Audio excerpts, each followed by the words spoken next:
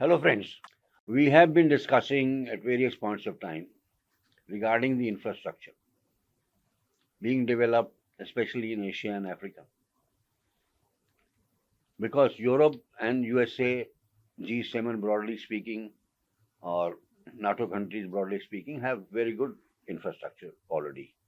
And lots of it came after the Second World War when Marshall Plan was set up by uh, US and the organizations like IBRD, which is the International Bank for Reconstruction and Development, uh, IDA, were set up, which later on became World Bank, while the IMF became a bank relating to the monetary policy, International Monetary Fund, where the system was SDRs, and based on the contribution, the SDRs were there. So this is not a democratic organization that way. It depends on what percentage of shareholding you have, and USA has the largest shareholding. They are the ones who set that up, and this was set up under the Bretton Woods Agreement. Now, when Mr. Z came to power about 10 years ago, this is now his running into third term. Uh, he conceptualized a dream project, though there was no Silk Road like this at that time.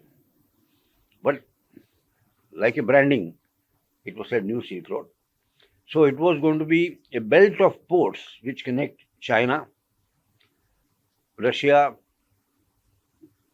ASEAN countries, Bangladesh, India, then go into Middle East, and from there go to Africa, and go to um, Paris, the Greek port, and then there is one more port in Germany, in which both ports they acquired shareholding, and they acquired shareholding in Haifa also in Israel, and number of other ports were developed, including Hambantota at Sri Lanka, which got into some trouble, which we will talk separately.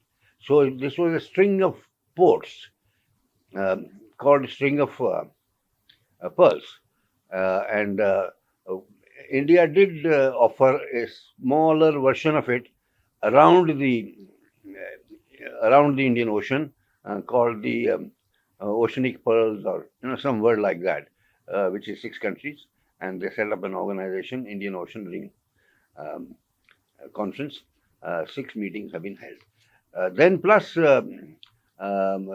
China visualized a string of railroads, which would be connecting to two major parts of China, one going through Central Asia, other going through the ASEAN countries, and then from the Central Asian countries connecting to Afghanistan, Iran, and then to Russia. So Russia will have multiple channels for this. And when they talk about railroads, this is 21st century. This is not 19th century when such projects were thought through by the colonial powers. They set up Indian railways, they set up East African railways, they went to Canada, they set up Central Canadian Pacific Railway Network and all that, which had a military objective primarily, while China has had purely stated commercial objective. And that commercial objective is to increase the trade between those two countries or to those areas. Now, some of these areas have been neglected for this infrastructure because that they are very vast. Like Central Asia is very vast. Mongolia, nobody has taken a train before. Um, but many of them also have materials which are of great use to China. For example, oil. A number of the Central Asian countries have oil and gas. So pipelines are put up on the site. So pipeline is also a relevant thing. Then there is the telecommunication. China is ahead in 5G technology through Huawei. Now that has been mostly earlier sanctioned by US and Europe, but just last week, Europe has withdrawn sanctions against Huawei 5G networks. The ostensible reason was that the security of the nations is affected. But then if somebody else who supplies it, similar issues arise, and of course the cost of Huawei networks will be a fraction of what is there. They are already dominant in Brazil and other areas of southern uh, America. Now, therefore, this set of ports also extends to parts of uh, southern America, and therefore it is a belt of ports and a road network. A road network means both regular roads, railroads, pipelines, uh, telecom lines, um, and even more, but it is there because it can be used tomorrow for hydrogen or it can be used for transmission of electricity and so on. So the whole thing has been planned like that. Now, we can't discuss all the projects because the reports are available. Now, lately, last couple of years, there has been media, not really think tanks or academic institutions, criticism that that Chinese projects are causing a debt trap situation. Now, when you ask the African countries or other countries or even Sri Lanka and so on, the answer seems to be that no, it's really not a debt trap. There are problems with the projects, and infrastructure projects take long time to fructify, to give results. We can always think of the example of Suez Canal or Panama Canal, where first of all there were a lot of fights, geopolitics was involved.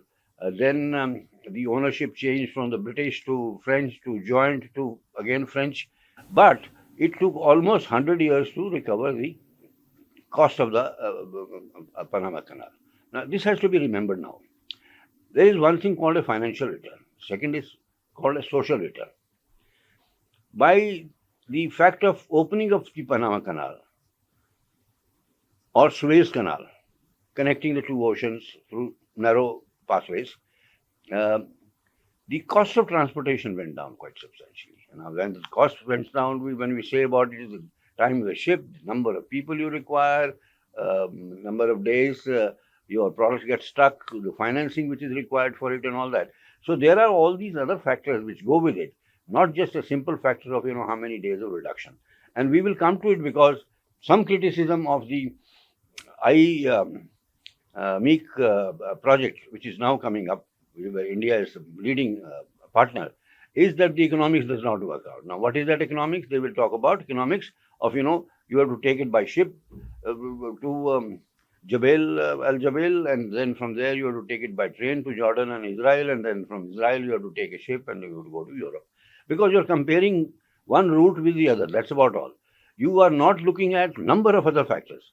That there is going to be all these pipelines and hydrogen, possibly transmission of electricity through undersea cables, and that these are corridors, economic corridors, and then so therefore it's not a question of transporting X to Y at one station. So that will be very, very limited because maybe India is interested only in taking it to Al Jaber, right?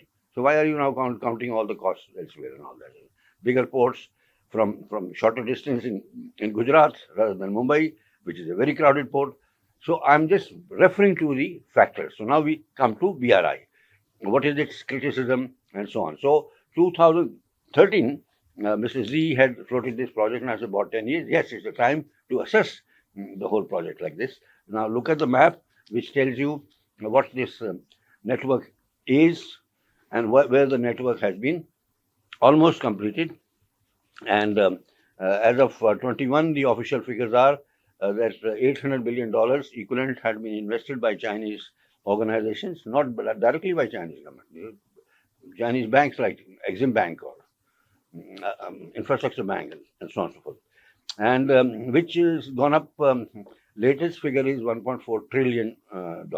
Now, who among the Western countries or multilateral organizations ever imagined a figure like this to be able to be invested? $1 trillion, $1.4 trillion. Now that $1.4 trillion China has on its own spent, right?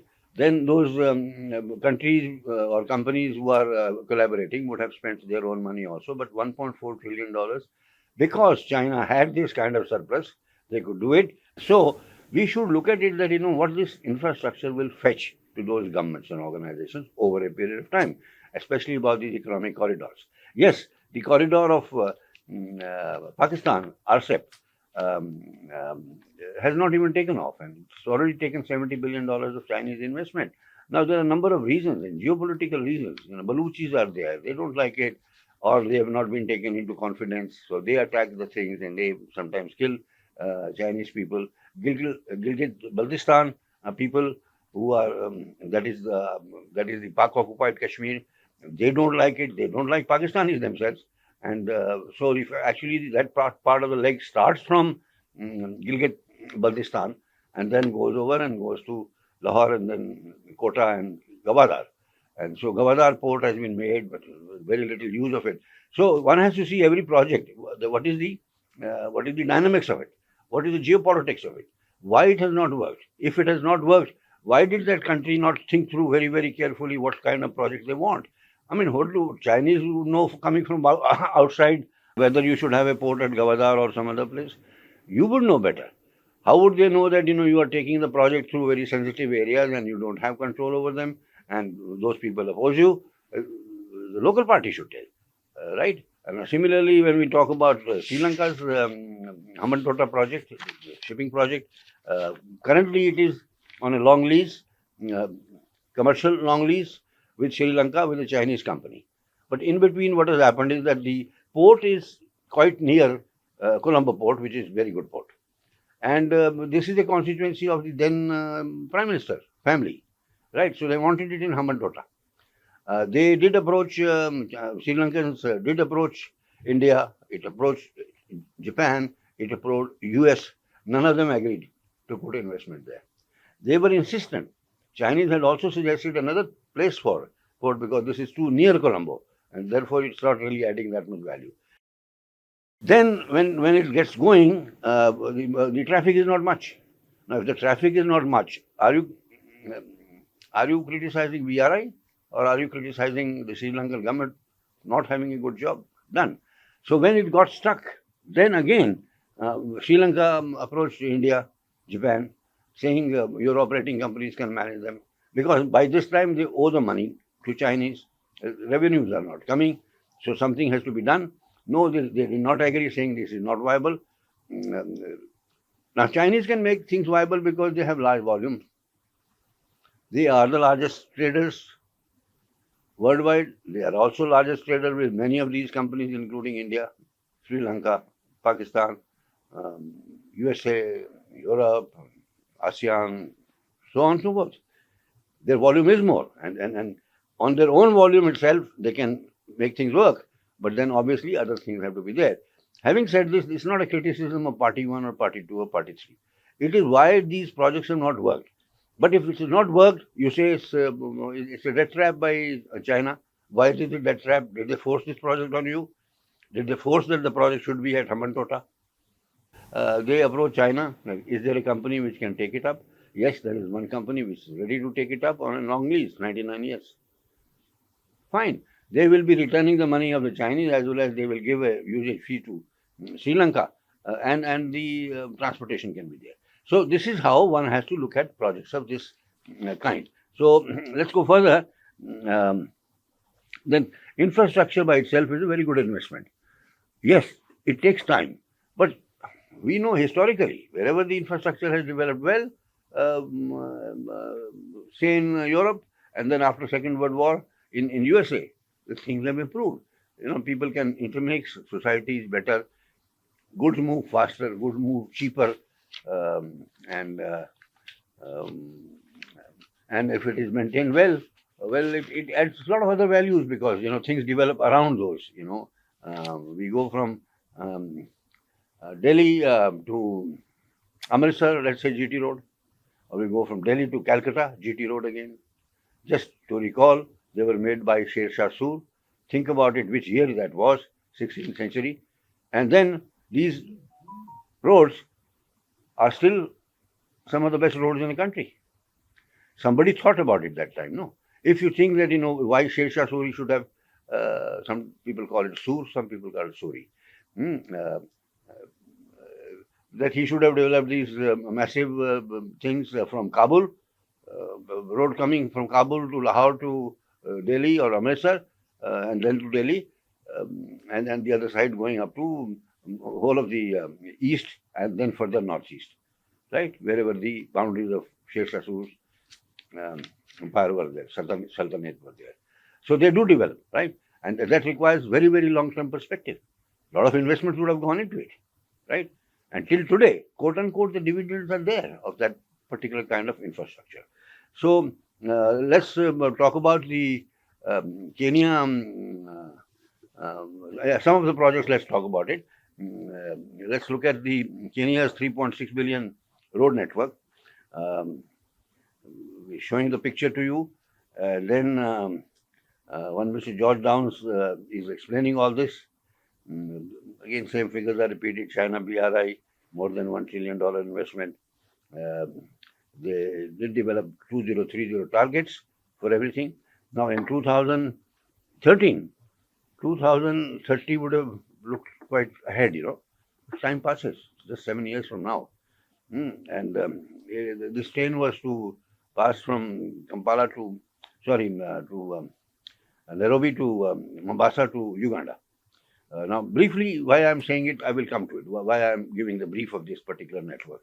Quite big, $3.6 billion, 350-kilometer stretch. But it would have connected all this. This is, you can say, high potential corridor, right? So, between 2014 to 2017, the money was given by whom? By Chinese Exim Bank. Okay, so Chinese Exim Bank is owed the money. The Kenya portion was finished 18 months before schedule. There was election. The government changed. They said whatever the rail has been made till whatever point in Kenya, stop it. Why should we spend money on the train going into Uganda? Though remember, this is East African states. They are very close. They have been very close. Many times mergers have been talked about, etc., etc. Now, in the Western media, they start talking about, that what is the value of this project? It has not worked. Why it has not worked? It is carrying 20 million tons of freight plus the passengers per year. On that itself, some economics is made. If you take the investment which has actually been made. But there was a study by World Bank. Now that's a bank which is supposed to give for developmental purposes, infrastructure aid, etc. What do they say? They say it's not a viable project. On what basis? There are very, very knowledgeable people there, but what basis? The basis is that, on this particular investment, it is not viable. So why complete it? Have China said that they don't want to, China or Chinese companies said we don't want to give the money? No, they don't say. But the impression starts getting generated and the media starts reporting that there is a debt trap. Now, what is the debt trap there? Debt trap is that they're not able to return the money to you. Okay. Has the China or Chinese banks or Exim Bank or these major institutions try to help out, bail out? Yes, they have restructured the loans. There are swap lines. The amount which is due is being converted to renminbi. New loans are there. You can swap it in local currency. You don't have to therefore return dollars. That will increase their reserves also. So the China objective is obviously, why it wouldn't be? Put yourself in Chinese shoes or Indian shoes. If India was doing this project, is that it should work, because otherwise there's a bad name, because you went there to actually do some good. Yes, they have the open competition. Just like in World Bank, all the time, only US and European companies win. If a project is funded by ADB, Asian Development Bank, then mostly Japanese and Korean companies win, and the European companies. And supposing in this case, you give the project to certain Chinese companies, they would tend to take the things from China or other Chinese companies. And because objectively speaking, they're cheaper also. And they have experience of making these large railroads and large roads and dams and things of that sort. Okay. So they've also offered variable interest rates, which can be a problem because if the market rates go up, then your rates also go up. But in the beginning itself, these choices are given, and these choices are made consciously. Some people say these are roads to nowhere, or they are vanity projects. Just for your vanity, you are putting up a large dam. We have grown in India listening to the same thing for the last 60 years ourselves. Bakhra Dam, Hirakund Dam were vanity projects. Palam Airport at that time was a vanity project. So many thousands of acres land you have taken and all that. What for? They look like vanity projects. But to Sher Shah Soor also, his cabinet, his people would have said, this is a vanity project. You're taking road from Kabul, your hometown, to all the way to Tibet. Yes, they do look like vanity projects. Analysis has to be done in terms of the returns. But you have to see that returns in these things are not fast. They are not in 7 or 10 years. Same thing will happen to our National Highway Authority of India, for example. All these projects which are being set up, put up very well, and so on, there will be toll and all that, but it will be many, many years before they will become viable. Because the investments are so high. Now, are we saying therefore we should not make the investments? Are we saying that we should not make investments in high-speed rails, which can take up to 150, 180, maybe 200 kilometers per hour? They have to be old-type rails where more than 50 kilometers you will not go. After all, the rail stock also gets depreciated. New rail stock has to come. So should I start with the technology of 19th century in that? Or 20th century? Or 21st century? Or 22nd century? Would I not lay down a 5G network or even a 6G network along with the railway lines wherever I go? I don't utilize that fast. I keep on digging everywhere. I should take it along the rail track. So we have briefly talked about the Pakistan project. It is not working. There will have to be some serious thing. Pakistan itself, geopolitics is bad. Sri Lanka geopolitics was bad at that time when they started talking about the Amantota project. Amantota project, it is a working port as of now. Gwadar port is a very good port, not too far from Karachi also. And however, India is tying up with the Chabahar port of Iran. And from there, we mentioned it, but then specifically in one particular episode, we will consider the north-south corridor and also the corridor through the Central Asia. Okay. Now there was a Paris Club quite some time in the 50s, which was a club of the wealthy nations. You can say even Axis powers, allied powers. And they had developed certain norms in terms of, when you go give infrastructure loans, how to do it. It was a creditor's club, and they had figured out how to extract money if your money was stuck. China is not a member, nor does it follow those techniques. Now, it looks like China will now consolidate and will lend less in future. Project evaluations will be tighter. Some people don't like China. US and Europe are increasingly putting pressure on China for decoupling and so on.